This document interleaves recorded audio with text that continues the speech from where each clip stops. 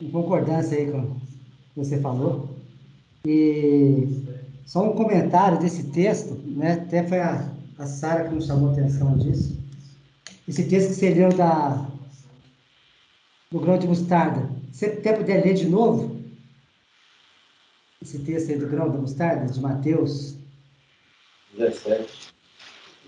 Mateus 17, 20. É, 17, 17, 20, exato.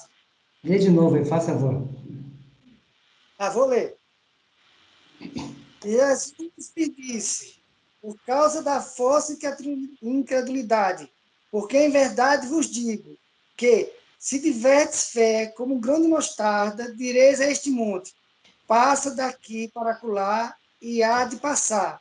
Nada vos será movido. Então, um detalhe interessante, né? A gente sempre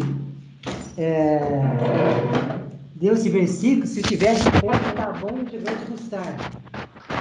Tá falando tamanho aí?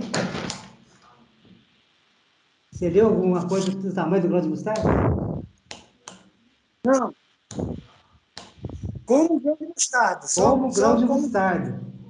O que é um grão de mostarda? É um pequeno grão, uma pequena semente que se transforma numa grande árvore. Entendeu? A fé vem pelo ouvir. A fé é um dom de Deus. Entendeu? Então, se eu tiver uma fé pequena, eu não tenho fé, mas a fé é um dom de Deus. A fé, né? Jesus Cristo é o consumador da fé. A fé é dele. A fé não é nossa. A fé não é nossa. Entendeu? Então, não é o tamanho da fé. É a fé como um grão de mostarda. Uma pequena fé que se transforma numa grande árvore. É uma pequena fé que se transforma numa grande árvore. Então, se a sua fé for como esse grão, então não é, não, mas quem sou eu, né? Cara, você é uma semente que vai se transformar numa grande árvore, se você plantar ela. Se você declarar, como você pensar, poxa vida, eu sou uma pequena semente, mas quando eu for plantado, eu vou virar uma grande árvore. Entendeu? Então, não é o tamanho da semente que importa, é o que ela vai se tornar. É o que ela vai se tornar. Entendeu? Então, é uma coisa a fé. Entendeu? Não é o tamanho da sua fé. É o que ela vai se tornar. Se você Amém. declarar. Certo? Então, você falou dos montes. Amém, que é isso mesmo. Nós somos cheios de montes na vida da gente. Mas é o tamanho do monte. Cara, declara. Olha o grão da mostarda. Entendeu? Então ela vai fazer um estrago. Ela vai fazer um estrago. Essa mostarda vai crescer, vai quebrar a terra, vai furar, a árvore vai sair. Quer dizer, então a questão é justamente essa. É como nós interpretamos as coisas, né? Então a gente sempre ficou pensando, se eu tiver uma fé pequenininha, se eu tiver uma fé pequenininha, cara, não é isso. Não é isso, né? Então quando a Sara chamou a atenção disso aqui, eu falei, caramba, é isso mesmo, né? Quer dizer, não é uma limitação, né? O tamanho dela não é uma limitação, pelo contrário, né? Ela tem um poder transformador muito grande, né? É o que a gente tem que exercitar. Ela é de Cristo, não é nossa, né? É um dom de Cristo.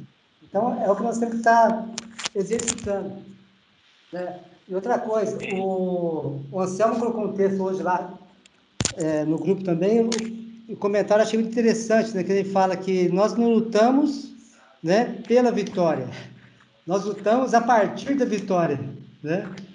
É diferente eu lutar pela vitória e eu lutar a partir da vitória, né? Se eu vou lutar pela vitória, é porque eu não tenho ela ainda, não é isso? Eu não tenho vitória, eu vou batalhar para ter vitória. Só que o que a Bíblia fala não é isso. Nós já somos mais que vencedores. Nós já temos a Amém. vitória, né? Quer dizer, então eu vou lutar nessa consciência que eu já tenho a vitória. Então é diferente a minha luta hoje, né? Cara, por que eu vou gastar energia pensando, e se eu não ganhar? Como se não ganhar, gente? A batalha não é sua. Como que eu não vou ganhar? Entendeu? Eu vou declarar para esse monte que ele vai passar. E se ele não for? Cara, não é você. Não é você. Né? Não é você que tem que fazer. Né? Então, assim, parece um jogo de palavras, mas tem um poder tremendo. Tem um poder Amém. tremendo. Né? É o que, assim, como a gente enxerga as coisas. Como a gente enxerga. Né? Então, assim, aquele texto, né, que eu já citei aqui algumas vezes, eu ouvi uma palestra, até daquele estudo, Paulo, que eu te mandei daquela Daniela, ela falou uma coisa assim, já falamos várias vezes, já falei também, mas parece que na hora soou diferente, né? Que quando fala que em Cristo, na dispensação da plenitude dos tempos, né? Aqui, eu vou ler a partir do Efésios 1, a partir do versículo 8, tá? Eu vou ler primeiro na linguagem atualizada, depois eu leio na linguagem de hoje, tá? Ela fala, que Deus derramou abundantemente sobre nós em toda a sabedoria e prudência, desvendando-nos o mistério da sua vontade, segundo o seu beneplácito, que propuseram em Cristo, de fazer convergir nele, na dispensação da plenitude dos tempos, todas as coisas, tanto as no céu como as da terra, né? Então, a vontade, o mistério da vontade de Deus, né? Segundo o beneplácito que propuseram em Cristo, de prazer convergir nele, ou seja, em Cristo, na dispensação da plenitude dos tempos, todas as coisas, né? Convergir em Cristo, na dispensação da plenitude dos tempos, convergir em Cristo todas as coisas, tanto as do céu como a da terra, tá? Então, versículo 10, de fazer convergir nele, na dispensação da plenitude dos tempos, todas as coisas, tanto no céu quanto na terra. Agora, na linguagem de hoje, esse plano, né, de Cristo, do mistério revelado, é unir no tempo certo, debaixo da autoridade de Cristo, tudo que existe no céu e na terra. É de unir no tempo certo, debaixo da autoridade de Cristo, tudo que existe no céu e na terra, tá? Então, na plenitude dos tempos, o que vai fazer? Unir céu e terra. Unir céu e terra. Então, Cristo fez essa ponte, né? Aquele versículo que a gente sempre tem falado. Nós somos abençoados, né, em Cristo, nas regiões celestiais, em todas as coisas. Né? Todas as bênçãos nos deu na região celestial. O que nós vamos fazer? Buscar essas coisas da região celestial e trazer para a terra, né? Quer dizer, eu tenho que ir lá na região celestial buscar e trazer para cá. Agora, o que o texto está falando? Já está unido. Céu e terra já está unido em Cristo. Já tem uma ponte. Já tem essa ponte. A ponte já foi feita. Céu e terra está ligado em Cristo, na plenitude dos tempos. Nós não estamos declarando isso, que nós estamos na plenitude dos tempos. A plenitude do tempo é quando? Né? A gente está declarando isso, né? O Ronaldo falou a questão da eternidade, a vida eterna. Quando que ela vai começar? É quando Cristo ressuscitou. Ali começou a vida. E a morte foi vencida, né? Quer dizer, então a vida eterna já começou. E hoje, mais do que nunca, a gente está vendo essa plenitude dos tempos. E a obra de Cristo já foi feita, o Espírito já foi mandado. Então, esse elo, céu e terra, nós já temos, né? Então, já existe essa união, né? Céu e terra. Quer dizer, então, aparentemente não mudou nada, mas está mais claro para a gente, entendeu? Então, assim, esse ir no céu, ir na região celestial e trazer, entendeu? Já não é mais algo, poxa, o que eu tenho que fazer para fazer isso, né? Cara, não tem que fazer nada, é só declarar, como o Paulo acabou de falar. Já está unido. Você já está lá e você está aqui. Cristo já está lá e Cristo está em nós através do Espírito Santo, né? Então, esse elo está feito, essa união está feita. Realmente isso, Paulo, a minha alma tem que convencer aquilo que o Espírito já sabe. Né? Eu não posso mais duvidar, eu não posso mais ficar mais em si, mas não tem mais em si. Né? Não pode ter mais dúvida no nosso coração. Né? É o que você falou, eu tenho que declarar para eu me convencer. Né? Porque teoricamente que a gente age pela circunstância, a gente ouve mais o mundo do que ouve a Cristo, né? Ou a gente ouve mais o vento da tempestade do que Cristo que está do nosso lado aqui, né? O vento ainda assusta a gente, a tempestade ainda assusta a gente, né? Ah, o barco vai virar, cara, Cristo está aqui do seu lado, você está com medo do quê? Você está com medo do quê? Quer dizer, a palavra está declarando, o texto lá de 1 Pedro, todas as coisas já nos foi dado, tudo já nos foi dado, tudo já nos foi revelado. Tudo que a gente precisa já foi dado, a obra de Cristo está completa, está consumado, né? Ele disse na cruz, está consumado. Cara, você quer mais o quê? O Pai não vai fazer mais nada, Cristo Jesus não vai fazer mais nada, né? E o Espírito Santo está aqui para quê? É só para nos convencer de toda a verdade, de tudo nós temos ouvido. O Espírito Santo tem que fazer alguma coisa a mais? Não tem. Ele não tem que fazer mais nada, a não ser nos convencer, né? Então, o que nós temos que fazer é nos deixar sermos convencidos, né? Dessa situação. Outro texto também, né, que foi falado a respeito eu perdi o comecinho da mensagem aí, mas quando fala a respeito de cura, de problemas financeiros, de várias coisas que acontecem na vida da gente, né, tem aquele texto lá de Romanos 8, 28, né, que fala, todas as coisas cooperam para o bem daqueles que amam a Deus, né? E já é uma coisa tremenda, né?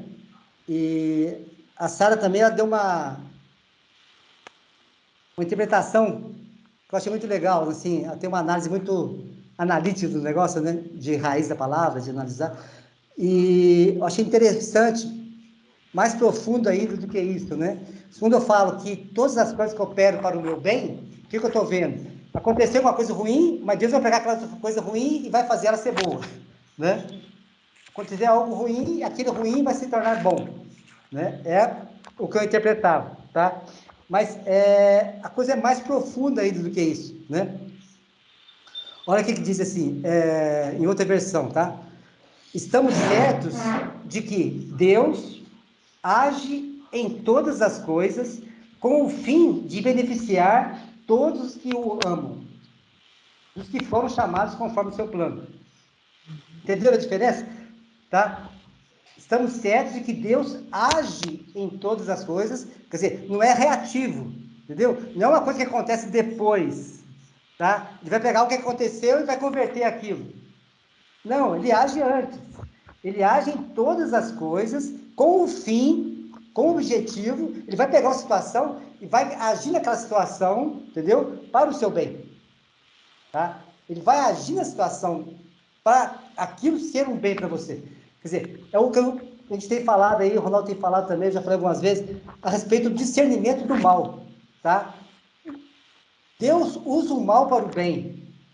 Ele usa o mal para o bem, tá? Ele não pega, se Satanás faz uma coisa ruim, ele vai lá, pô, Satanás fez a coisa ruim na vida do Paulo, como que eu posso melhorar, tá? Então, assim, ele não reage à ação de Satanás, tá? Quando eu falo que todas as coisas cooperam para o bem, assim, Satanás vem e faz uma coisa ruim para o Paulo, né? Aí Deus vai lá e corrige, né? É a dimensão que a gente tinha. Só que não, Satanás está submisso ao Pai. Satanás está submisso ao Pai. Então, Deus usa Satanás para mostrar alguma coisa para o Paulo. A ação de Deus é antecipada, entendeu? É antecipada. Mas Deus quer o mal do Paulo? Não, lógico que não. Tá? É lógico que não. A maneira como Satanás vai agir, muitas vezes, é diferente, vamos dizer assim, do que seria o melhor de Deus, tá? Mas não porque Deus, mas por causa da nossa reação em relação àquilo. Se eu me endureço, a ação de Satanás tem que ser diferente, entendeu? Deus tem um plano na vida do Paulo, então ele vai querer mudar, de acordo com o que Paulo pede, Deus vai criar situações para que ele chegue onde ele está declarando que ele quer fazer. Né? Ele vai usar todos os meios, inclusive o mal. Né? Inclusive o mal. Né? Agora, cabe a nós justamente isso, né? É a sabedoria de Davi. Sonda-me, ó Deus, e vê se há em mim algum caminho mau e leva-me para o caminho eterno. Tá? Então, eu posso me antecipar e apresentar para o Pai, para que o Espírito me leve aquilo. Agora, o Pai, eu quero estar na presença, mas eu fico insistindo em alguma coisa. Né? Então, Deus vai ter que usar algum outro meio para me mostrar. Paulo, vai para cá. Ronaldo, vai para lá. Né? Anselmo, vem para cá. Quer dizer, ele vai usar o mal para nos direcionar. Tá? E vai acontecer alguma coisa ruim? Cara, o Satanás está se andando. Não. Entendeu? Analisa o que você está fazendo, analisa onde você quer chegar. Entendeu? Então, se tem um buraco na frente, Deus vai usar alguma maneira de mudar seu caminho para você não cair no buraco. Né? Ali não é o caminho. Ou então, se Deus está querendo te levar para Nínive, você quer ir para Troade, Deus vai mandar um problema lá para você se jogar no mar, para o valente pegar e levar para outro lugar. Né? Por quê? Cara, não é para lá que você quer ir, é para cá. Então, Deus vai mandar uma tempestade lá. Mas por que essa tempestade? Cara, você está no caminho errado. Né? Então, assim, Deus usa todas as situações para o nosso bem. Deus usa todas as situações para o nosso bem. Tá? Então, assim, é uma conscientização que a gente tem que estar, a questão da maturidade, nós sabemos tratar com o mal. Né? Apenas quando a gente conseguir enxergar o mal como Deus enxerga, é que nós seremos plenamente Deus. Né? Seremos, conforme Satanás falou, né? Sereis conhecedores do bem e do mal, aí serão igual a Deus. Então, ser conhecedor do bem e do mal é justamente isso. Você ter discernimento do mal, saber como usar o mal, né? Saber como usar o mal, como o pai com o filho. A vara é o mal, mas tem hora, né, que apesar da psicologia hoje não deixar, mas tem hora que a vara é útil, né? Provérbios fala, né, que a vara tira o quê? Tira a estultice da criança, né? Tira a loucura da criança, né? Então, assim, O mal é importante para certas coisas, para uma disciplina, por exemplo, né? Só que a disciplina, segundo Deus, como fala lá, é por pouco tempo e ninguém traz pesar, né? Então, se eu estou sendo disciplinado também por muito tempo, alguma coisa está errada, né? Já não é de Deus, é do mundo, né? Mas é importante a gente ter essa consciência, né? Então, assim, a questão da enfermidade, a questão de tudo, é uma análise que a gente tem que estar analisando, né? Qual o propósito disso, né? Então, isso pode ser usado para o meu bem. E tem situações que nem é para cura imediata, né? Até, o Ronaldo estava comentando essa semana aqui de um apóstolo, né? Tiago, que ele tinha uma enfermidade, né? E ele não foi curado daquela enfermidade. E ele, até naquele filme Escolhido, mostra bem essa cena, né? Ele que era meio humano, né? De uma pedra. E quando Deus ia mandar eles para as regiões para pregar, anunciar, né? Aí ele chamou Jesus e falou, mas Jesus, eu vou pregar a tua palavra, eu vou anunciar a cura, e eu mesmo não estou curado, né? Como que eu vou falar de cura e não estou curado, né? Aí Jesus fala com ele, né? Mas aí que está a maravilha, entendeu? Você vai declarar algo, não porque você recebeu, mas por aquilo que você acredita, entendeu? Então, as curas que serão efetuadas através de você vai ter um impacto muito maior do que em outra pessoa, né? Agora, a sua cura no momento certo vai acontecer, entendeu? Mas isso não é um pré-requisito para você fazer, né? Então, assim, a obra que eu estou fazendo de vocês é muito além disso, né? É muito além disso.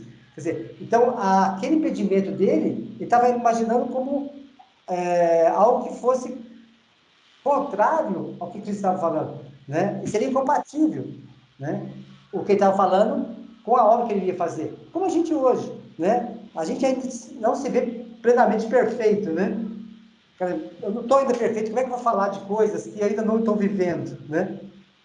Mas a questão é essa, o que você está falando é a palavra de Cristo. Agora, uma hora você vai entrar nisso também. Agora, você não pode deixar de falar porque você não entrou, né?